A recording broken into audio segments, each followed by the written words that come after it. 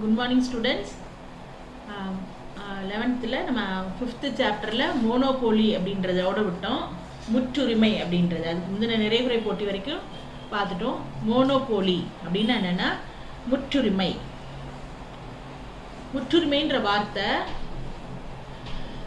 Mono மற்றும் போலி அப்படின்ற கிரேக்க வார்த்தையை இணைஞ்சு உருவாக்கப்பட்ட ஒரு சொல், தமிழ் சொல். ஆங்கில பதத்தோட ஒரு தமிழ் சொல் தான் இது. மோனோ போலி அப்படின்னு ரெண்டா பிரிக்கலாம். அது வந்து ஒரு கிரேக்க வார்த்தை. அதுக்கு வந்து அர்த்தம் வந்து மோனோ அப்படின்னா ஒன்றுன்னு அர்த்தம், போலின்னா சொல். அப்போ என்னன்னா இதன்படி முற்றுரிமைன்றது என்னன்னா ஒரு பண்டத்தை அங்காடியில் ஒருவரே விற்பனை செய்வது. அந்த மாதிரி ஒரு அங்காடியில் ஒருத்தர் ஒரு பண்டத்தை மட்டும் விற்பனை செய்வார். இதுக்காக போட்டிலாம் கிடையாது. ஆனால் என்னென்னா உங்களுக்கு வந்து அவங்களுக்கு ஒரு த்ரெட், பொட்டன்ஷியல் த்ரெட் அப்படின்னா உள்ளார்ந்த ஒரு பயமுறுத்தல் இருந்துட்டு இருக்கும் அப்படின்னு சொல்லி பொருளியல் அறிஞர்கள் கூறியிருக்காங்க. இப்போ மோனோபோலி அப்படின்னா என்னென்னா இங்கே பாருங்கள், இப்போ படத்தில் என்ன கொடுத்துருக்காங்க, இந்திய ரயில்வே கொடுத்துருக்காங்க, Indian railways. The word monopoly has been derived from the combination of two Greek words monopoly. Mono refers to a single and poly வந்து a seller. In this way, monopoly refers to a market situation in which there is only one seller of a commodity. Only one seller, அதை நல்லா ஞாபகம் வச்சுக்கோங்க. Single, only one seller. அதுக்கப்புறம் there is no scope for competition. போட்டிக்கு இடம் இதில் கிடையாது. அதுக்கப்புறம் some economists observe that there will always be potential threat to the monopolists அப்படின்னு பொருளியல் அறிஞர்கள் சொல்லியிருக்காங்க. அடுத்து இதோட டெஃபினிஷன் பாருங்க. இலக்கணம்: முற்றுரிமையில் ஒரு விற்பனையாளர் ஒரே தன்மையான பொருளை விற்பதை செய்வதால் புது நிறுவனங்கள் உள்ளே நுழைவதற்கு தடைகள் உள்ளன. ஒரு ஆள் ஒரு பொருளை விற்பனை செய்கிறார், புது நிறுவனங்கள் உள்ளே வராது. சுருக்கமாக முற்றுரிமைனா என்னன்னா அங்காடியில் ஒரு குறிப்பிட்ட பண்டத்தை ஒருத்தர் தான் விற்பனை செய்வாங்க. அதை அண்டர்லைன் பண்ணி வச்சு படிங்க. ஒரு பொருளை வந்து ஒரு ஆள் தான் என்ன பண்ணுவார், விற்பனை செய்வார். வேறு எந்த விதமான இடையூறு, எந்த விதமான போட்டிகளும் இதில் வர்றதுக்கு வாய்ப்பு இல்லை. இந்த பண்டத்திற்கு இணையான பதிலீட்டு பண்டமும் கிடையாது. நிதர்சனமான உலகில் முழு அளவு முற்றுரிமையை காண்பது அரிது. அப்படிப்பட்ட ஒரு பண்டம் வந்து இந்த உலகத்தில் அப்படி காண்பது அரிது அப்படின்னு கொடுத்துருக்காங்க. ஆனால் மோனோபோலி முற்றுரிமைனா என்ன அர்த்தம்னா இதுதான். இதுக்கு வந்து எந்த விதமான பதிலீட்டு பண்டமும் கிடையாது. இதுதான் வந்து இதோட டெஃபினிஷன். இதில் வந்து பாருங்கள், monopoly is a market structure characterized by a single seller selling the unique product with the restriction for a new firm to enter the market. Selling the unique product underline பண்ணிக்கோங்க. with the restriction for a new firm to enter the market. அடுத்தது அந்த டெஃபினிஷனில் தான் கொடுத்துருக்காங்க. Monopoly is a form of market where there is a single seller selling a particular commodity for which there are no close substitutes. முக்கியமாக இது single seller, no close substitutes, unique product. இதெல்லாம் underline பண்ணி வச்சு படித்தா ரொம்ப easy. இந்த 3 பாயிண்ட்டை நல்லா ஞாபகம் வச்சுக்கலாம். அப்படியே எழுதிடலாம். யூனிக்னா உங்களுக்கு தெரியும். அதே மாதிரி என்னது நோ க்ளோஸ் சப்ஸ்டியூட்ஸ்னால உங்களுக்கு தெரியும். இது மாதிரி இந்த வார்த்தைகளை அண்டர்லைன் பண்ணுறதுனால இது ஈஸியாக நம்ம படிக்கிறதுக்கு இது நமக்கு ஈஸியாக இருக்குது. அடுத்து பாருங்கள், முற்றுரிமையின் பண்புகள் அப்படின்னு சொல்லி ஒரு 5 பாயிண்ட் கொடுத்துருக்காங்க. Features of monopoly. ஒரே ஒரு உற்பத்தியாளர் மற்றும் விற்பனையாளர், ஒரே ஒரு ஆள் தான் இருப்பாங்க. உற்பத்தி அவங்க தான், விற்பனை அவங்க. அடுத்து முற்றுரிமை பண்டத்துக்கு நெருங்கிய பதிலீட்டு பணம் கிடையாது. அடுத்து புது நிறுவனங்கள் உள்ள நுழையிறது கடினம். முற்றுரிமையாளர் விலையை அவரே நிர்ணயிப்பார். முற்றுரிமையாளர் மிகை லாபம் பெறுவார். ஏன்னா அவர் தான் எல்லாமே, அவர் தான் விலையை நிர்ணயிப்பார். அதனால் மிகை லாபம் பெறுவார். ரொம்ப ரொம்ப ஈஸியானது. That is a single producer, seller of product. The product of a monopolist is unique and has no close substitutes. அடுத்து there is strict barrier for entry of any new firm. அடுத்து monopolist is a price maker. The monopolist earns maximum profit, abnormal profit. அவர் வச்சதான் விலை, அதான் abnormal profit அவர் aim பண்ணுவார். அடுத்தது பாருங்க, முற்றுரிமைக்கு ஏதுவான சூழ்நிலை அப்படின்னா என்னென்னா சோர்சஸ் ஆஃப் மோனோபோலி பவர். எப்படி முற்றுரிமை வர்றதுக்கு என்ன சூழ்நிலையெல்லாம் ஒத்து போகுது பாருங்க. இயற்கை முற்றுரிமை அப்படின்னா சில கச்சா பொருள் இயற்கையிலே சிலருக்கு முற்றுரிமை தருது. இப்போ எடுத்துக்காட்டாக எடுத்துட்டோம்னா தங்கச்சுரங்கம் இந்த இடத்துல தான் இருக்குது. அதே மாதிரி ஆப்பிரிக்கான்னு எடுத்துட்டோம்னா அந்த இடத்துல தங்கச்சுரங்கம். நிலக்கரின்னு எடுத்துட்டிங்கன்னா நிக்கல் இதெல்லாம் பார்த்தீங்கன்னா கனடாவில். அது வந்து இயற்கையாக உங்களுக்கு அந்த இடத்த கொடுத்துருச்சு. இயற்கை முற்றுரிமை. Natural monopoly, ownership of the natural raw materials. Example, gold mines Africa, coal mines nickel Canada. அடுத்து செகண்ட் பார்த்தீங்கன்னா ரெண்டாவது பாயிண்ட் அரசு முற்றுரிமை அப்படின்னா என்னன்னா single supplier of some special services. Single supplier அப்படின்னா சில குறிப்பிட்ட பணிகளை அரசு வந்து ஏகோபமாக எடுத்து நடத்துது. எடுத்துக்காட்டு இந்தியன் ரயில்வே, அதாவது சிங்கிள் சப்ளையர் ஸ்பெஷல் சர்வீசஸில் எக்ஸாம்பிள் ரயில்வேஸ் இன் இந்தியா. அடுத்து தேர்ட் 3 பாயிண்ட் தான் சட்ட முற்றுரிமை அப்படின்னா என்னென்னா முற்றுரிமை நிறுவனம் வந்து சில பட்டங்களை வடிவமைச்சு அரசிட்ட இருந்து உரிமையையும் அந்த வர்த்தக குறியீட்டையும் பெற்றுக்கொள்ளலாம். மற்ற நிறுவனங்கள் அவற்றை அப்படியே விற்பது சட்டப்படி குற்றமாகும். Monopoly firm can get its monopoly power by getting patent rights, trademark from the government. இவங்க என்ன பண்ணுவாங்க, கவர்மெண்ட் இருந்து தங்களோட பொருளுக்கான அங்கீகாரத்தை அவங்க பெற்றுக்குவாங்க, உரிமையை. அதுதான், வேற ஒன்றும் இல்லை. 3 பாயிண்ட் தான் என்னது, முற்றுரிமைக்கு ஏதுவான சூழ்நிலைகள். அடுத்தது பார்த்தீங்கன்னா price and output determination under monopoly அப்படின்னா என்னென்னா, நீங்கள் வந்து முற்றுரிமையில் விலை உற்பத்தி நிர்ணயம். முற்றுரிமையில் நிறுவனமே தொழிற்சாலை. Monopoly is a one firm industry. நிறுவனம் தான் தொழிற்சாலை. அதனால முற்றுரிமை நிறுவனம் கீழ்நோக்கி சரியும் தேவை வளைகோட்டை கொண்டுள்ளது. முற்றுரிமை நிறுவனம் எப்படி இருக்கா, கீழ்நோக்கி சரியும் தேவை வளைகோடு. ஏனெனில் விலையை குறைத்தால் மட்டுமே அதிகம் விற்க முடியும். இறுதிநிலை வருவாய் கோடு எம்ஆர் ஏஆர் வளைகோட்டிற்கு கீழே அமைஞ்சிருக்கு. அப்போ வந்து எம்ஆர் வந்து லெஸ் தேன் ஏஆர். எப்பவுமே ஏஆர் பாருங்க இதில் ஜாஸ்தி இருக்கு, எம்ஆர் less than இருக்கு. Therefore, a firm under monopoly faces a downward sloping demand curve. Since under monopoly, AR falls as more units of output are sold. The MR lies below the AR curve. இந்த diagram பாருங்க, diagram 5.6ல இல்லை என்ன கொடுத்துருக்காங்க பாருங்க, x axis ஃபுல்லாக quantity, y axis வந்து price. இப்போ இதில் வந்து நம்ம மார்க் பண்ணுறோம், ஏஆர் எம்ஆர் போட்டிருக்கோம். ஏஆர் கவு மேலே போகுது, அதான் டிமாண்ட் வந்து டிஏஆர்னு போட்டிருக்கு. அடுத்து எம்ஆர்ன்றது மார்ஜினல் ரெவன்யூ, அது ஆவரேஜ் ரெவன்யூ. இப்போ இதை வந்து எம்சி கவும் கட் பண்ணுது, ஏசி கவும் கட் பண்ணுது. இப்போ இந்த இதை பார்க்கும்போது பாருங்கள், ஒரு முற்றுமை இறுதிநிலை செலவை விட இறுதிநிலை வருவாய் அதிகமாக இருந்தால் தான் நல்லது. இறுதிநிலை செலவை விட வருவாய். இப்போ எம்ஆர் வந்து கிரேட்டர் தேன் எம்சின்னா தான் உற்பத்தி செய்வார் தொடர்ந்து. அப்போ சமநிலை உற்பத்தி எம்சி = எம்ஆர்னா இந்த புள்ளிக்கு மேலே உற்பத்தியாளர் நஷ்டம் ஏற்படும் சொல்லி என்ன பண்ணுவார், நிறுத்திடுவார். எம்சி எம்ஆர் இப்போ செலவும் வரவும் ஈக்குவலாக இருந்தால் நமக்கு என்ன பண்ண முடியும், சமநிலை அப்படியே நிறுத்திடுவோம். ஏன்னா அதுக்கு மேலே போனால் என்ன ஆகும், குறைஞ்சும், அப்போ நஷ்டம் வந்துடும் அப்படின்னு. அதனால தனக்கு நஷ்டம் ஏற்படும் சொல்லி விற்பனை நிறுத்திடுவார். இந்த வரைபடத்தின்படி பாருங்கள், 3 அலகு உற்பத்தி விற்பனை செய்யப்படுது. 3 அலகு இந்த கொடுத்துருக்காங்களா குவான்டிட்டி பாருங்கள். அடுத்தது எம்ஆர் எம்சியை விட அதிகமாக இருக்கும் வரை உற்பத்தி நடக்கும். எம்ஆர் வந்து எம்சியை விட கூட இருக்க வரைக்கும் நடக்கும். எம்ஆர் ஈக்குவல் டு எம்சி ஆயிடுச்சுன்னா அப்போ விலை பார்த்தீங்கன்னா 23ஆக இருக்குது. அப்போ சமநிலை உற்பத்தியில் ஒரு முற்றுரிமை நிறுவனம் லாபம் பெறுது என்பதை பார்க்க இந்த சராசரி வருவாய் கோடு, சராசரி செலவு கோட்டை ரெண்டையும் பயன்படுத்தலாம். அப்படி எடுத்துக்கும் போது இந்த 3 அலகுக்கு சராசரி வருவாய் 23 இந்த படத்தில் நம்ம பார்க்குறோம். அதோட அது ஸ்டாப் பண்ணியிருக்காங்க. அப்புறம் 14 12.6. இப்போ அதை பார்த்தீங்கன்னா சராசரி செலவு வந்து இதில் 12.67. ஏன்னா இந்த 23லேருந்து இந்த 12.67 நம்ம கழிக்கும் போது 10.33 தான் லாபம். இப்போ மொத்த லாபம்ன்றது சராசரி வருவாய் மைனஸ் சராசரி செலவு. மொத்த உற்பத்தின்றது அந்த 23 மைனஸ் 12.67 இன்ட்டு 3. அப்போ 10.33 இன்ட்டு 3 அது 30.99 அப்படின்னு சொல்லி இந்த படத்தில் நம்ம பார்க்குறோம் டயக்ராமில். The monopolist will continue. முதல்ல பாருங்க less than, MR less than AR இருக்கு. அடுத்து ரெண்டாவதுல பாருங்க monopolist will continue to sell his product as long as his MR greater than MC. அடுத்து பாருங்க he attains equilibrium at the level of output when its MC is equal to MR. Beyond this point the producer will experience loss.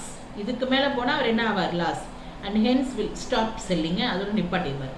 அடுத்து from this diagram till he sells 3 units output.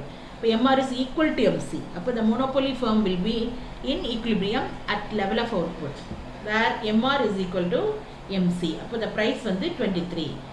To check up how much profit the monopolist is taking at the equilibrium output. இதில் பார்க்கும்போது at equilibrium பார்த்தோம்னா முதல்ல நம்ம அதில் சொல்லிட்டோம் 23ல் இருந்துச்சு. அப்புறம் ஆவரேஜ் காஸ்ட்டு 12.67 வச்சு தேர்ஃபோர் அப்போ அதில் மைனஸ் பண்ணிங்கன்னா 10.33 தான் என்னது ப்ராஃபிட் பெர் யூனிட்னு கண்டுபிடிக்கிறோம். அதை வந்து நம்ம என்ன பண்ணுறோம், டோட்டல் ப்ராஃபிட்னா என்னது, ஆவரேஜ் ரெவன்யூலேருந்து ஆவரேஜ் காஸ்ட்டை மைனஸ் பண்ணிவிட்டு அதை டோட்டல் அவுட்புட்டால் மல்டிப்ளை பண்ணியிருக்காங்க. அதுதான் அதை அந்த அமௌண்ட்டெல்லாம் வச்சு போட்டாச்சு. ஏற்கனவே நம்ம பார்த்தோம் அந்த இதில் தமிழ் இதில் பார்த்தோம், அதே தான் இதுலேயும் நமக்கு வந்திருக்குது. இப்போ பாருங்க அடுத்த என்ன சொல்லியிருக்காங்க, இதுதான் வந்து பிரைஸ் டிட்டர்மினேஷன். அடுத்தது பிரைஸ் டிட்டர்மினேஷன் அண்டர் மோனோபோலி.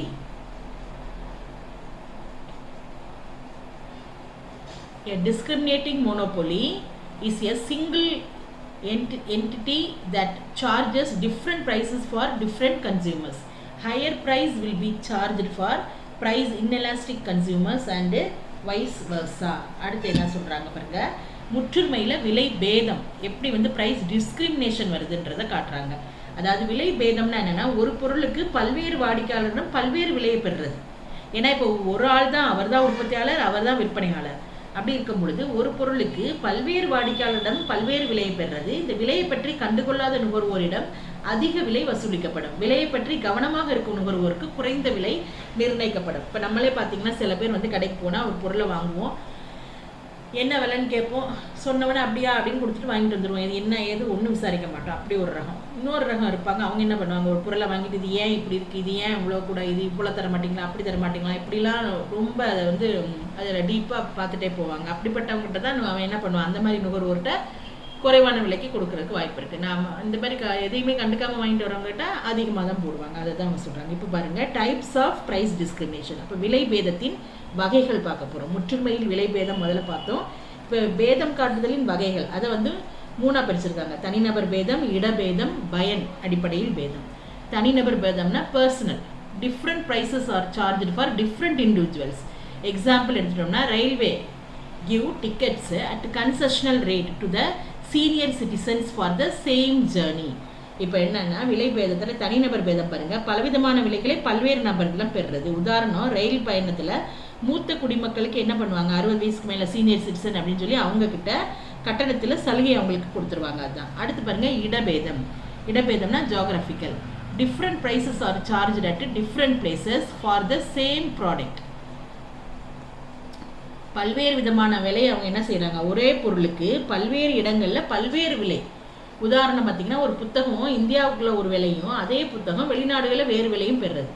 இந்த அடிப்படையில் பார்த்தோம்னா தான் சீனா என்ன பண்ணுது, தன் பொருட்களுக்கு குறைவான விலை நிர்ணயித்து இந்திய சந்தையில் குவிக்குது.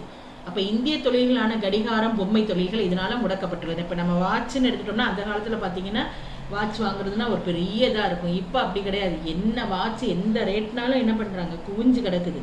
ஏன்னா சைனீஸ் ப்ராடக்ட். அதே மாதிரி டாய்ஸு, அது எல்லாமே பார்த்தீங்கன்னா சைனாவோட பொருட்கள் எல்லாமே அவன் குறைவான விலைக்கு உற்பத்தி பண்ணி என்ன அவ்வளோத்தையும் கொண்டு வந்து எங்கே போட்டிருக்கான், இந்தியன் மார்க்கெட்டில் அவன் வந்து குறைவான விலைக்கு தரதுனால மக்கள் என்ன பண்ணுறாங்க, அதை விரும்பி வாங்குறதுனால நம்ம தொழில் முடக்கம் அடைஞ்சிருக்கு. இதுதான் வந்து இடத்தை பொறுத்து விலை பேதம். அதே தான் இங்கேயும் உங்களுக்கு கொடுத்துருக்காங்க பாருங்கள். For example, a book sold within India at a price is sold in a foreign country at lower price. On that basis China drops its goods in Indian market. As a result, watch and toy industries closed down their business. அவ்வளோதான். நம்ம இந்தியாவில் அந்த பிஸ்னஸை மூடியாச்சு, அந்த அளவுக்கு ஆயிடுச்சு. அடுத்தது, பயன் அடிப்படையில் பேதம். அப்படின்னா என்னென்னா, ஒரு பட்டத்தோட பயனோட அடிப்படையில் பல்வேறு விலைகள் பெறுதல். உதாரணம், தமிழ்நாடு மின்சார வாரியம் மின் நுகர்வை வீட்டிற்கு பயன்படுத்தினால் குறைந்த கட்டணமும், அதே மின்சாரத்தை கடைகளுக்கு பயன்படுத்தினால், தொழிற்சாலைகளுக்கு பயன்படுத்தினால் அதிக விலையும் வசூலிக்கிறாங்க. இது நமக்கு நல்லா தெரியும். On the basis of use, different prices are charged according to the use of a product. For example, lower rates are charged by Tamil Nadu Electricity Board for domestic uses of electricity. Underline பண்ணிக்கோங்க, domestic use என்னன்னா வீட்டு உபயோகத்திற்கு. And higher rates are charged for commercial purpose, இண்டஸ்ட்ரிக்கெலாம் use பண்ணிங்கன்னா double, அதுக்கு மேலே போகும், ரொம்ப ஜாஸ்தியாக என்ன பண்ணுவாங்க, வசூலிக்கிறாங்க. அதை தான் நம்ம இந்த விலை பேதத்தில் பார்க்குறோம். அப்பப்போ நீங்கள் படிச்சிருங்க, அது உங்களுக்கு ஈஸியாக இருக்கும். அடுத்து பாருங்கள், விலை பேதத்தின் நிலைகள், டிகிரிஸ் ஆஃப் ப்ரைஸ் டிஸ்கிரிமினேஷன். விலை பேதம் காட்டுதல்ல எல்லா முற்றுமை அங்காடியிலையும் அது இருக்குது. அதில் ஏசி பிகுன்றவர் 3 வகையான விலை பேதத்தை சொல்லியிருக்காரு. முதல் நிலை, 2ஆம் நிலை, 3ஆம் நிலை. Price discrimination has become widespread in almost all monopoly markets. According to PC Pigou, there are 3 degrees of price discrimination. First degree எடுத்துட்டிங்கன்னா, வாங்குவங்க அதிகபட்சமாக எவ்வளவு விலையை தர முன்வராங்களோ அந்த விலையை அவங்களிடம் வசூலிச்சு வர்றது தான் முதல் நிலை. இந்த விலை வந்து நுகர்வோர் எச்சத்தை முற்றிலுமாக எடுத்துவிடும். நுகர்வோர் எச்சம்னா என்ன, நம்ம ஏற்கனவே படிச்சிருக்கோம். இப்போ 250 ரூபாய்க்கு ஒரு சட்டை இருந்தால் அதை நம்ம 150 ரூபாய்க்கு வாங்கினோம்னா அது 100 ரூபான்றது குறைச்சி வாங்குறோம் பாருங்க, அதுதான் நுகர்வோர் எச்சம். இது முன்னாடி நம்ம படித்தோம். இதை தான் இங்கே கொடுத்துருக்காங்க. இப்போ முதல்நிலை விலை பேதத்தில் நுகர்வோர் அச்சத்துக்கு இடமே கிடையாது. இது நுகர்வோர் வந்து அதிக சுரண்டலே இது குறிக்கும். அவங்க என்ன சொல்கிறாங்களோ அதை அப்படியே என்ன பண்ணுவாங்க, முழு பேதம் அப்படியே வாங்கிறது. அதான் முழு நிறைவு பேதம் காட்டும் முற்றுமை அப்படின்னு ஜோன் ராபின்சன் இதை கூறியிருக்காரு. அடுத்து இங்கே பார்த்தீங்கன்னா, monopolistic charges the maximum price that a buyer is willing to pay. This is called perfect price discrimination. இதுக்கு பேர் தான் என்னது, பர்ஃபெக்ட் ப்ரைஸ் டிஸ்கிரிமினேஷன். முதல் நிலை. This price wipes out the entire consumer surplus. இதில் கன்சூமர் சர்ப்ளஸ்க்கு வாய்ப்பே இல்லை, நுகர்வோர் எச்சம் வராது. This is maximum exploitation of consumers. இது வந்து இதனால் யார் பாதிக்கப்படுற, நுகர்வோர் தான் எக்ஸ்ப்ளாய்ட் ஆகிறாங்க. அடுத்து செகண்ட் டிகிரி ப்ரைஸ் டிஸ்கிரிமினேஷன் பாருங்கள். இரண்டாம் நிலை விலை பேதம் அப்படின்னா என்னென்னா, நுகர்வோர் உபரியில் ஒரு பகுதியை விற்பனையாளர் உறிஞ்சினால் அது இரண்டாம் நிலை விலை பேதம். இது இன்னொரு பேர் என்னென்னா நிறைவுரை பேதம் காட்டும் முற்றுமை அப்படின்னு சொல்கிறோம். இதில் என்னென்னா, வாங்குறவங்க பல குழுக்களை பிரிஞ்சு பல்வேறு குழுவிட இருந்து பல்வேறு விலைகள் வாங்குறாங்க. இப்போ உதாரணம், ஒரு திரையரங்கில் ஒரு படத்துக்கு பல்வேறு வகுப்பில் நம்ம என்ன செய்கிறோம், பல்வேறு வகுப்புகள் இருக்குது, பல்வேறு விலையை வாங்குறாங்க. ஆனால் எல்லாம் ஒரே படம் தான் நம்ம பார்க்குறோம். திரையரங்கில் முதல் வகுப்பில் முதல் வரிசைக்கும் இரண்டாம் வகுப்பில் கடைசி வரிசைக்கும் உட்காந்துருக்கவங்களுக்கு பெரிய வித்தியாசம் கிடையாது. முதல் வகுப்பில் முதல் வரிசையும் இரண்டாம் வகுப்பில் கடைசி வரிசையும் இருக்கிறவங்க கிட்டத்தட்ட ஒரு லைன் தான் வித்தியாசம் இருக்கும். ஆனால் பார்த்தீங்கன்னா கட்டணத்தை பார்த்தோம்னா ரொம்ப வேறுபாடு இருக்குது. இதான் என்னது, இரண்டாம் நிலை விலை பேதம்ன்றது. Under this degree buyers are charged prices in such a way that a part of their consumer surplus is taken away by the sellers.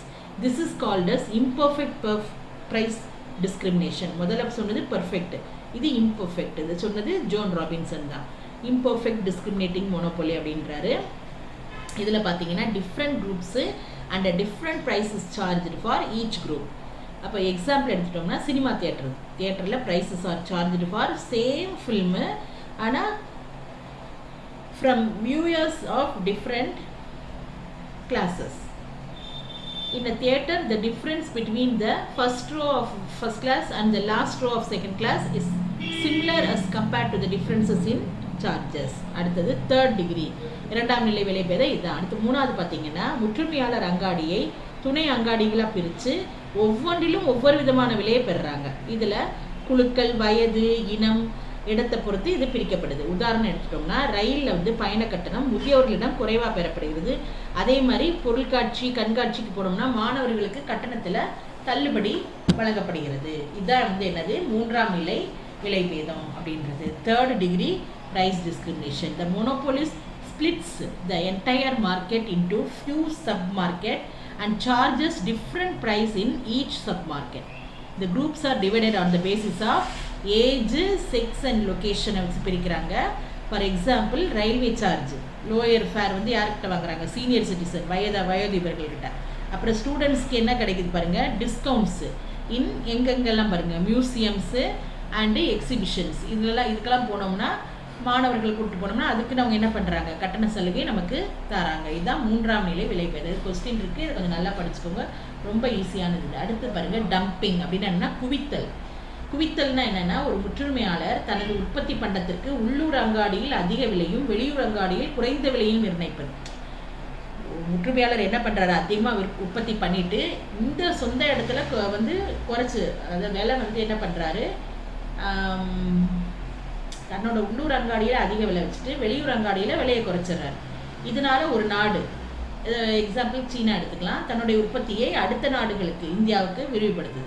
இது பன்னாட்டு விலை பேதம் காட்டுது. இதனால என்ன ஆகுதுன்னா, அவன் தன்னாட்டை விட மற்ற நாட்டில் கொடுக்கும்போது, இந்தியாவில் கொடுக்கும்போது விலையை ரொம்ப குறைச்சி தரதுனால இந்திய தொழில்கள் நலிவடையுது, இந்திய தொழில்கள் நசுக்கும். இதனால உதாரணமாக இந்தியாவில் மின்னணு சாதன அங்காடி சீனாவின் மின்னணு பொருட்களால் நிரப்பப்பட்டுள்ளது. எலக்ட்ரானிக் குட்ஸை எடுத்துட்டோம்னா எங்கே பார்த்தாலும் என்னது, made in China, made in China. ஏன்னா அவன் விலையை குறைச்சி நமக்கு போட்டு நம்ம பொருளை கம்ப்ளீட்டாக ஒன்றும் இல்லாமல் பண்ணிட்டான். அதுதான் dumping. Dumping refers to practice of the monopolist charging higher price for his product. அதாவது என்னது, in the local market and lower price in the foreign market. Through dumping, a country expands its command over other countries for its product. This is also called international price discrimination. Example, India's electronic market is flooded with the China's product. அதுதான் இது dumping. அடுத்து பார்த்தீங்கன்னா, அடுத்த டாபிக்கு முற்றுரிமை போட்டி. இதை வந்து மோனோபொலிஸ்டிக் competition அப்படின்னு சொல்கிறோம். முற்றுரிமை போட்டின்னா என்னென்னா, இந்த முற்றுரிமை போட்டியில் இது முற்றுரிமை இல்லை, முற்றுரிமைக்கு போட்டி கிடையாது, இது அடுத்த இது முற்றுரிமை போட்டினே தனி ஒரு இது. முற்றுரிமை போட்டி அப்படின்னா என்னென்னா, பல நிறுவனங்கள் வேறுபடுத்தப்பட்ட பண்டங்களை உற்பத்தி செய்து விற்பார்கள். இதுக்கு வந்து மோனோபொலி அதோட முடிஞ்சிருச்சு. இப்போ நம்ம பார்க்க போகிறது மோனோபொலிஸ்டிக் காம்படிஷன். அப்படின்னா முற்றுரிமை போட்டி. இந்த நிறுவனங்கள் என்னென்னா பாருங்கள், பல நிறுவனங்கள் வேறுபடுத்தப்பட்ட பண்டங்களை உற்பத்தி செஞ்சு விற்பாங்க. ஒரே உபயோகத்துக்கான பண்டங்களை தயாரிக்கும் நிறுவனங்களுக்கிடையே போட்டி நிலவும். ஆனால் நிறைகுறையாக இருக்கும். எந்த ஒரு விற்பனையாளரும் விலையிலோ உற்பத்தியிலோ வேறு நிறுவனத்தை ஆதிக்கம் செலுத்த முடியாது. எனவே முற்றுரிமை போட்டின்றது எண்ணற்ற நிறுவனங்கள் பதிலீடு பண்டங்களை உடைய பண்டங்களை விற்கிறத குறிக்கும். அதான் monopolistic competition refers to the market situation where there are many firms selling at differentiated product. நிறைய பொருளுக்கு நிறைய ப்ராடக்ட்ஸை டிஃப்ரென்ஷியேட்டட் விலையில் விற்கிறாங்க. டிஃப்ரென்ஷியேட்டட் ப்ராடக்டை many firms. There is competition which is keen though not perfect among many firms making very similar products. No firm can have any perceptible influence on the price output policies of the other sellers, nor can it be influenced much by their actions. இதுக்கு வந்து என்னன்னா பாருங்க, இதில் producing close but not perfect substitutes for each other அப்படின்னு கொடுத்துருக்காங்க. இப்போ வந்து முற்றுரிமை போட்டியோட இயல்புகள் பார்க்க போகிறோம். அப்படின்னா என்ன, ஃபீச்சர்ஸ் ஆஃப் மோனோபொலிஸ்டிக் காம்படிஷன் அப்படின்னு சொல்லிட்டு ஒரு 6 பாயிண்ட் கொடுத்துருக்காங்க. முற்றுரிமை போட்டியோட முக்கிய இயல்பு எண்ணற்ற வாங்குவோர் விற்போர். அப்படின்னா என்னென்னா, there are large number of buyers and sellers. முதல் பாயிண்ட் என்னது, there are large number of buyers and sellers. Products கொடுத்துருக்காங்க பாருங்க, இங்கே டூத் பேஸ்ட்டு, சோப்பு, வெரைட்டிஸு. ஆனால் வேறு வேறு ப்ராடக்ட்டு வேறு வேறையாக செய்கிறாங்க, வேறு வேறு பேரில் வேறு வேறு நிறுவனங்கள். அதான் எண்ணற்ற வாங்குவோர் மற்றும் விற்போர். அடுத்து 2வது பார்த்தோம்னா, நிறுவனங்கள் வந்து விலை நிர்ணயிக்க முடியுமாதலால் அவங்க தங்களோட பண்டத்துக்கு விலையை தாங்களே நிர்ணயிக்கிறாங்க. firms under monopolistic competition are price makers. They set their own prices. அவங்களோட விலையை அவங்களே நிர்ணயிச்சுக்கிறாங்க. அடுத்து 3வது, நிறுவனங்கள் தாங்கள் உற்பத்தி செய்த பண்டங்களை மற்றவர்களின் பண்டங்களிலிருந்து வேறுபடுத்தி காட்ட முயற்சிப்பதே முற்றுரிமை போட்டியின் முக்கிய அம்சம். அதாவது ஒரே யூஸாக தான் இருக்கும், ஆனால் அவங்க என்ன பண்ணுவாங்க, வேறுபடுத்தி காட்டுவாங்க. கலர்ஸில், ஷேப்ஸில், அப்படி ஏதாவது வேறுபடுத்தி காட்டுவாங்க. firms produce differentiated products. It is the key element of monopolistic competition. அடுத்தது, தொழிலில் உள்ளே நுழைய மற்றும் வெளியேற நிறுவனங்களுக்கு தடை இல்லை. that is free entry and exit of firms. எந்த நிறுவனம் வேணாலும் உள்ளே வரலாம், வெளியே போகலாம், இதில் எந்த தடையும் கிடையாது. அதான் 4வது பாயிண்ட். 5வது பாருங்க, ஒவ்வொரு நிறுவனமும் தான் உற்பத்தி பண்டத்தின் விற்பனையை அதிகரிக்க அதிக விற்பனை செலவை மேற்கொள்ளுது. Selling cost. firms வந்து compete with each other by incurring selling cost or expenditure on sales promotion of their product. அவங்கவுங்க ப்ராடக்டை சேல் பண்ணுறதுக்காக அவங்க என்ன பண்ணுறாங்க, விற்பனையை அதிகரிக்கிறதுக்காக அதிகமாக செலவு பண்ணுறாங்க. அதுதான் இந்த பாயிண்ட். 6வது பார்த்தீங்கன்னா, விலையில்லா போட்டி, நான் ப்ரைஸ் காம்படிஷன். ஒவ்வொரு நிறுவனமும் சுதந்திரமான விலை கொள்கையை பின்பற்றுகிறது. Non price competition is an essential part of monopolistic competition. விலையில்லா போட்டி. அப்புறம் இதில் இங்கிலீஷில் 7வது கொடுத்துருக்காங்க, a firm can follow an independent price policy. தானே ஒரு சுதந்திரமாக ஒரு ப்ரைஸ் பாலிசி, விலை கொள்கையை அது என்னது ஃபாலோ பண்ணி வருது. அடுத்த டாப்பிக்கு, முற்றுரிமை போட்டியில் விலை மற்றும் உற்பத்தி நிர்ணயம். முற்றுரிமையில் எப்படின்னு பார்த்தோம் நம்ம, இது வந்து மோனோபொலிஸ்டிக் காம்படிஷன். மோனோபொலிஸ்டிக் காம்படிஷனில் எப்படி வந்து விலை பண்டம் நிர்ணயிக்கப்படுகிறது, மோனோபொலிஸ்டிக்கில் எப்படி விலை பண்டம் நிர்ணயிக்கப்படுது அப்படின்றத நம்ம இதில் பார்க்க போகிறோம். முற்றுரிமை போட்டியின் இயல்புகள். முற்றுரிமை போட்டியின் இயல்புகளில்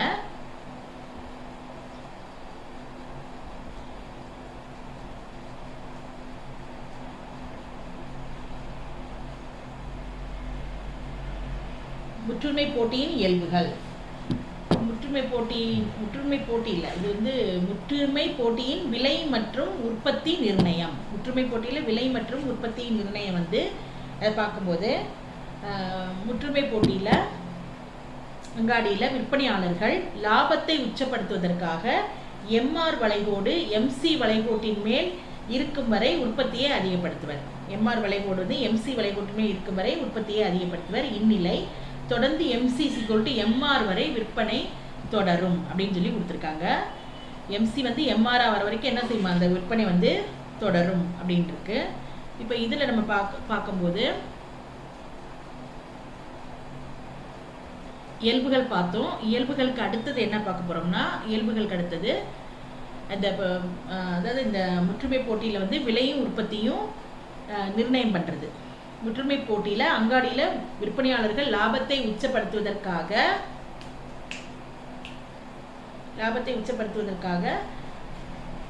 எம்ஆர் வளைகோடு எம்சி வளைகோடு மேல் இருக்கும் வரை, அதாவது முற்றுமை போட்டி அங்காடியில் தேவை கோடானது இந்த படத்தை நம்ம பார்க்கும்போது சரிந்து செல்லும். தேவை கோடு சரிந்து செல்லும். ரெண்டாவது பார்த்தீங்கன்னா ஒன்றுக்கொன்று நெருங்கிய பதிலீட்டு பண்டங்கள் இருக்கும். தேவைக்கோடு சரிந்து செல்லும். இதுவும் எப்படி இருக்குமா, ஒன்றுக்கொன்று நெருங்கிய பண்டமாக இருக்கும். அதை நம்ம சொல்லும்போது எப்படி வருது பாருங்கள். the firm, இதில் முதல்ல என்ன சொல்கிறேன், the firm under monopolistic competition achieves its equilibrium when its MC is equal to MR and when its MC curve cuts its MR curve from below. If MC is less than MR, the sellers will find it profitable. நம்ம தெரிஞ்சது தான். MC வந்து எம்ஆரை விட குறையா இருந்துச்சுன்னா ப்ராஃபிட்னு நம்ம ஏற்கனவே படிச்சிருக்கோம். இதில் 3 பாயிண்ட் கொடுத்துருக்காங்க. ஃபர்ஸ்ட் பாயிண்ட் பார்த்தீங்கன்னா the demand curve is downward sloping. இந்த படத்தை நம்ம பார்த்தோம்னா தெரியும். நம்ம இதில் இந்த 3 பாயிண்ட்டை சொல்லிவிட்டு அப்புறம் நம்ம படத்தை எக்ஸ்பிளைன் பண்ணுறேன். தேவை கோடானது கீழ் நோக்கி சரிந்து செல்லும். அடுத்தது ஒன்றுக்கொன்று நெருங்கிய பதிலீட்டு பண்டங்கள், there are close substitutes. இதில் எப்படி இருக்குது, there are close substitutes, ரெண்டாவது பாயிண்ட்டு. அடுத்த தேர்ட் பாயிண்ட் பார்த்தீங்கன்னா the demand curve is fairly elastic. அப்படின்னா தேவைக்கோடு நெகிழ்ச்சியுடையது. தேவைக்கோடு நெகிழ்ச்சியுடையதுன்னா எப்படி வேணாலும் மாறும். அதான் இப்போ வந்து இதில் பார்த்தோம்னா முற்றுமை போட்டி வேறுபாடுடைய பண்டங்களை வேறுபட்ட விலையில் விற்பனை செய்வதை இது குறிக்குது. ஒவ்வொரு நிறுவனமும் இதை வந்து எப்படி சமநிலைப்படுத்துது அப்படின்றத இந்த விலை மற்றும் வெளியீடு, தயாரிப்பை சரி செய்தல், விற்பனை செலவை சரி செய்தல். இப்போ இதில் பார்த்தீங்கன்னா இதை price and output, product adjustment, selling cost adjustment, இதை 3 வச்சு நம்ம தெரிஞ்சுக்கிறோம்.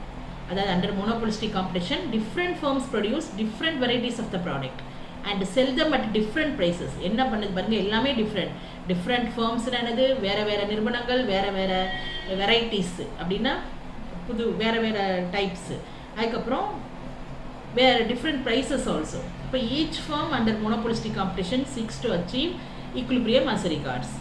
இதில் வந்து ஷார்ட் ரன் equilibrium அப்படின்னா குறுகிய கால சமநிலை. எப்படி ஒரு முற்றுமை போட்டி விலை மற்றும் உற்பத்திக்கிடையே சமநிலை அடையுது, எம்சிசி கொண்டு எம்ஆராக இருக்கும்போது லாபம் உச்சமாக இருக்கும்.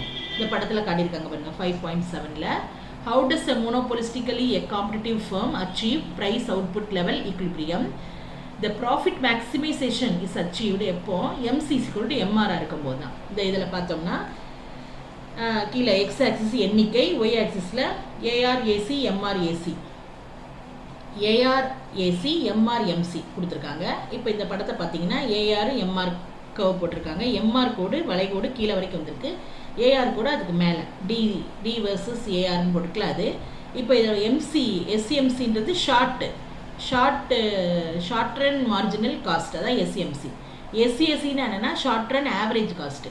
இப்போ இந்த ஷார்ட் ரன் மார்ஜினல் காஸ்ட் வந்து கீழேருந்து வெட்டுது போது ஷார்ட் ரன் ஆவரேஜ் காஸ்ட் பாருங்கள், அந்த கர்வ், அந்த வளைகோடு வந்து மேலேருந்து வந்து கட் பண்ணுது. இப்போ இந்த இதை கட் பண்ணுற புள்ளியை மார்க் பண்ணி என்ன பண்ணுறோம், அந்த கோடை போட்டு மேலே அந்த ஏஆரை தொடுற வரைக்கும் அந்த கோடை இழுத்து இந்த சைடு பிஎஸ்ன்னு குறிக்கிறோம், இங்கே வந்து கியூஆர்னு குறிக்கிறோம். இந்த இ பாயிண்ட்டு தான் அந்த கட் பண்ணுற பாயிண்ட்டு, அதை நம்ம மார்க் பண்ணுறோம். இப்போ இந்த படத்துலையும் இது முதல்ல காட்டியிருக்காங்க. இதில் ஓஎம் வந்து ஈக்குலிபிரியம் பாயிண்ட்டு, கீழே எம்னு குறிச்சிருக்கோம்.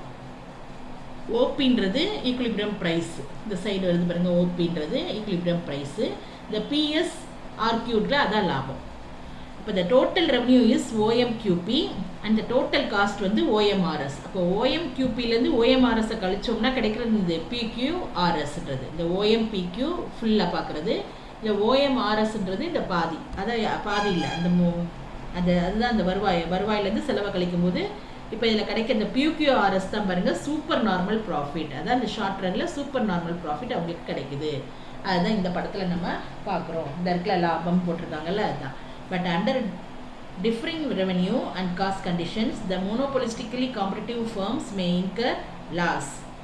அடுத்த diagram, as shown in the diagram, the AR-MR curves are fairly elastic. The equilibrium, the second diagram பாருங்க, இதில் என்ன கொடுத்துருக்குன்னா வரைபடம் ஓஎம் வந்து என்பது சமநிலை உற்பத்தி, ஓபி என்பது சமநிலை விலை அடுத்த படத்தில். அப்போ அது மொத்த வருவாய் ஓஎம்கியூபி, மொத்த செலவு ஓஎம்ஆர்எஸ். இப்போ இந்த ஓஎம்கியூபிலேருந்து ஓஎம்ஆர்எஸ் கழிக்கும் போது பிக்யூஆர்எஸ்ன்றது வருது. பிக்யூ அது வந்து குறுகிய காலத்தில் கிடைக்கும் அபரிதமான லாபம்.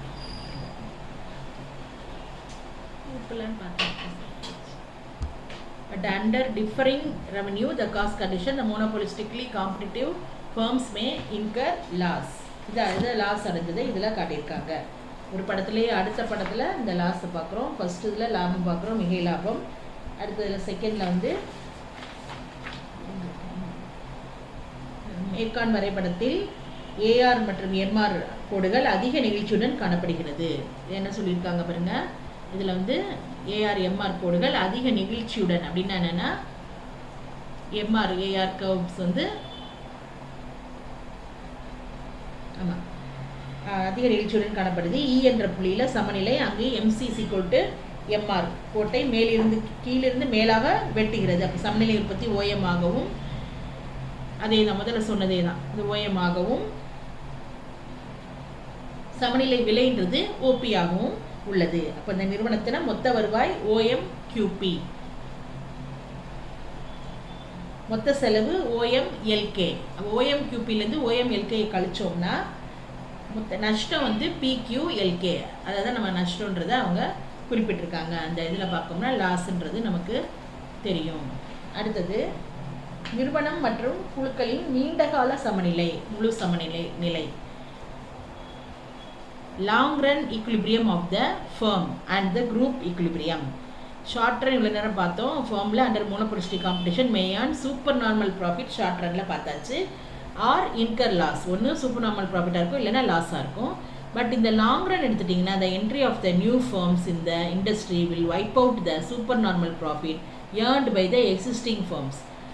The entry of new firms and the exist of loss making firms will result in normal profit for the firms in the industry. Supernormal profit இருக்காது, அதை எடுத்துரும், நார்மல் ப்ராஃபிட்டை தரும். அதுதான் வந்து இந்த இதில் நம்ம பார்க்க போகிறோம். இந்த படத்தில் இதில் பார்த்தோம்னா குறுகிய காலத்தில் முற்றுமை போட்டியை விட இப்போ நீண்ட காலத்தில் எடுத்துட்டோம்னா அபரிவிதமான லாபம் அல்லது நஷ்டம் குறுகிய காலத்தில் ஏற்படும். நீண்ட காலத்தில் எடுத்துட்டிங்கன்னா புது நிறுவனங்கள் வரதுனால ஏற்கனவே உள்ள நிறுவனங்கள் அபரிவிதமான லாபம் துடைத்து எடுக்கப்படும். வைப் அவுட் அப்படின்னு பார்த்தோம்னா துடைத்து எடுக்கப்படும். எனவே புதிய நிறுவனங்கள் நுழைகிறதுனால நஷ்டமடைஞ்ச நிறுவனம் வந்து வெளியேறதுனால இயல்பு லாபம் தான் கிடைக்கும். இப்போ சப்ஸ்டியூட்ஸ் அவைலபிளாக இருக்கும். Hence the firms will earn only normal profit. அதான் வந்து இயல்பு லாபம் தான் அடைய முடியும். இந்த டயக்ராம்லையும் பாருங்கள். இந்த டயக்ராம்லையும் குவான்டிட்டி கீழே இங்கே பாருங்க ஏஆர்ஏசி எம்ஆர்எம்சி. அதில் வந்து என்ன பண்ணுறோம், முதல்ல வந்து எம்ன்ற கோடு நம்ம ஓஎம் குவான்டிட்டிக்கு ஓபி அளவு ப்ரைஸ் தரோம். அதை வந்து அதே மாதிரி இந்த டயக்ராமில் பார்த்தோம்னா மேலே எம்சி கர்வ் வந்து கட் பண்ணுது, அதுக்கு மேலே ஏசி கர்வ் வந்து ஒரு போர்ட் ஷேப்பில் போகுது. அது கட் பண்ணுறதும் நம்ம மார்க் பண்ணுறோம், எஃப்னு மார்க் பண்ணியிருக்கோம். இங்கே கட் பண்ணுறதையும் எம்இஎல்னு மார்க் பண்ணி பிகேஎல்கியூ அப்படின்னு மார்க் பண்ணுறோம். அந்த பிகேஎல்கியூன்றது ப்ராஃபிட்டு. அது இன்னொன்று எஃப்பும் மார்க் பண்ணியிருக்கோம். இப்போ அதை பார்த்தோம்னா பாருங்கள், இந்த நீண்ட காலத்தில் நெருங்கிய பதிலீட்டு பண்டங்கள் கிடைக்கிறதுனால, அதாவது நீண்ட காலம் இருக்கிறதுனால நெருங்கிய பதிலீட்டு பண்டங்களுக்குனா ஏஆர் கோடு அதிக நெகிழ்ச்சியுடையதாக அல்லது தட்டையாக இருக்கும். ஏஆர் கோடு அதை பார்க்கும்போது இந்த வரைபடத்தில் ஈன்றது அதாவது இ என்ற புள்ளியில் சமநிலை கிடைக்கும். ஆனால் ஓஎம் வந்து சமநிலை உற்பத்தி, ஓபின்றது சமநிலை விலை, ஓபி அல்லது எம்கியூ வந்து சராசரி வருவாய், எம்எஃப்ன்றது வீணாக்கப்பட்ட சக்தி. இப்போ எம்கியூ அல்லது ஓபி சராசரி செலவாக இருக்கும்போது நீண்ட காலத்தில் முற்றுமை போட்டியில் ஏஆர் =ஏசி, எம்சி =எம்ஆர் அப்படின்னா தான் சமநிலை அடைய முடியும். இதில் இயல்பு லாபம் அடைவதை இது குறிக்கும். இந்த கோடு பாருங்கள், எல்ஏசின்ற கோடு வந்து தொடுகோடாக கியூன்ற புள்ளியில் அமையும் அப்படின்னு சொல்லி இதில் காட்டிருக்காங்க. இந்த கோடு பார்த்தோம்னா எல்ஏசின்றது தான். இதில் the diagram equilibrium is achieved at point E, the equilibrium output is OM and the equilibrium price OP. அப்போ average revenue வந்து at the equilibrium output is MQ and average cost வந்து MQ.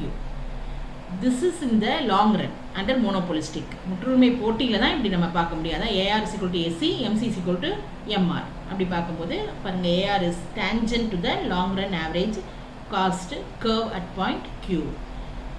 அந்த ஒன்லி கண்டிஷன் கொடுத்துருக்காங்க பாருங்கள். For equilibrium இந்த short Ranil MC =MR. அடுத்தது 2 conditions இருக்கும்போது MC =MR and AC =AR.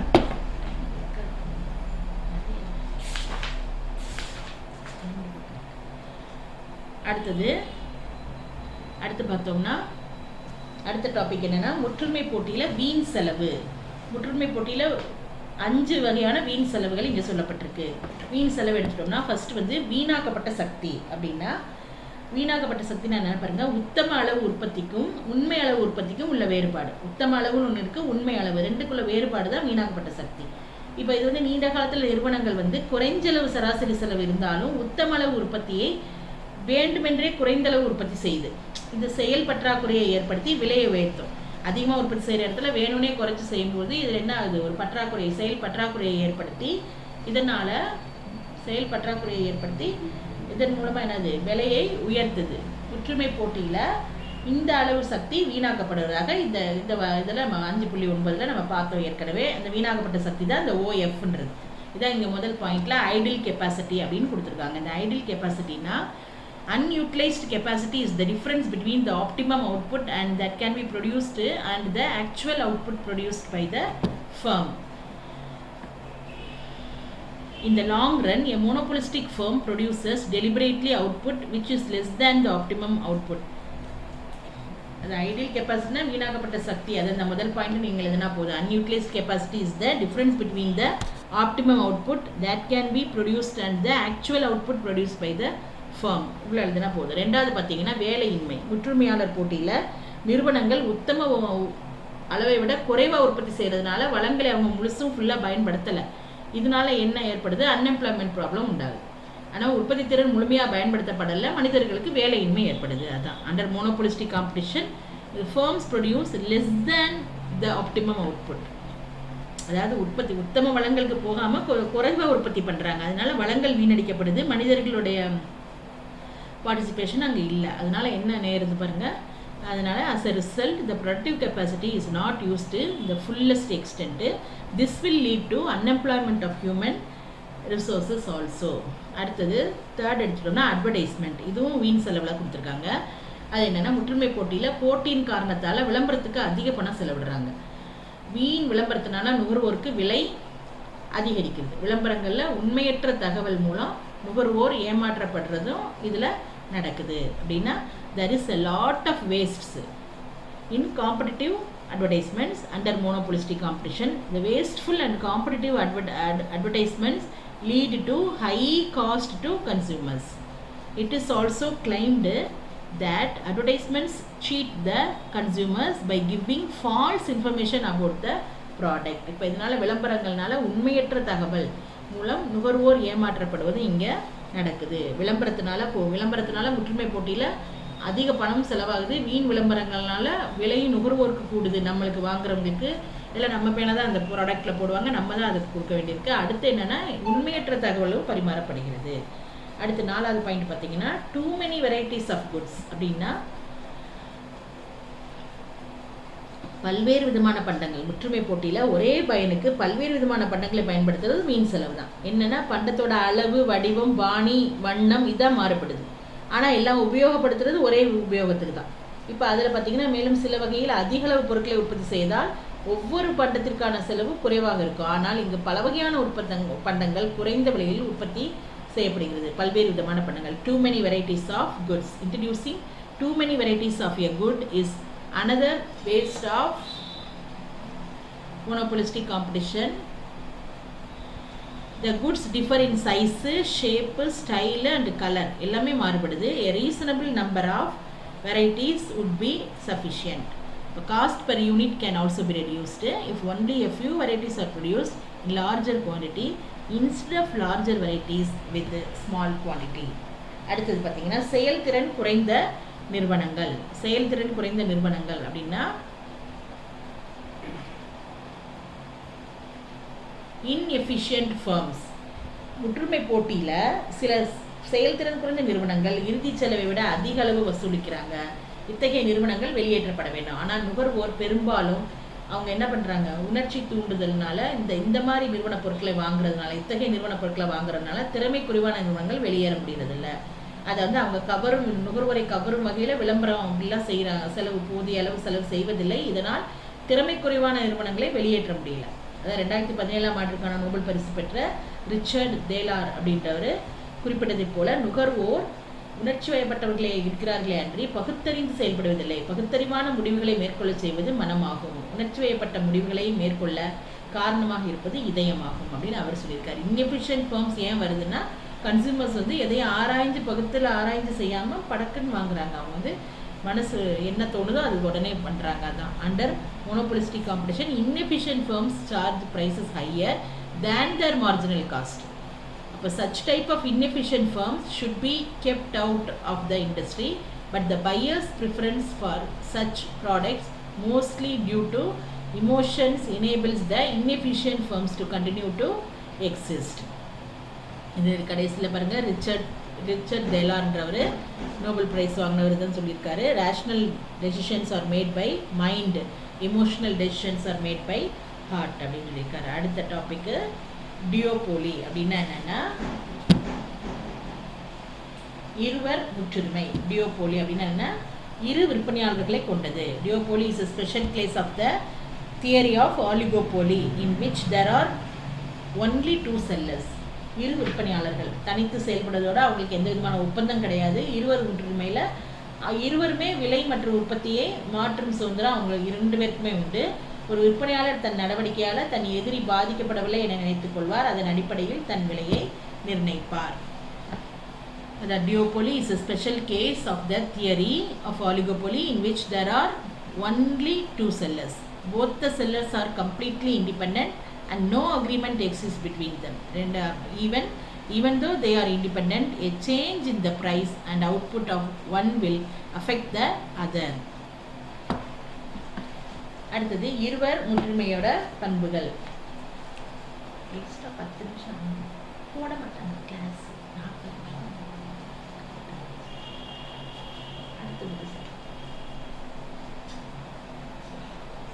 இருவர் முற்றுமையோட இதை முடிக்கிறோம். இருவர் முற்றுமை பண்புகளை நம்ம அடுத்த கிளாஸில் பார்க்கலாம். Thank you students.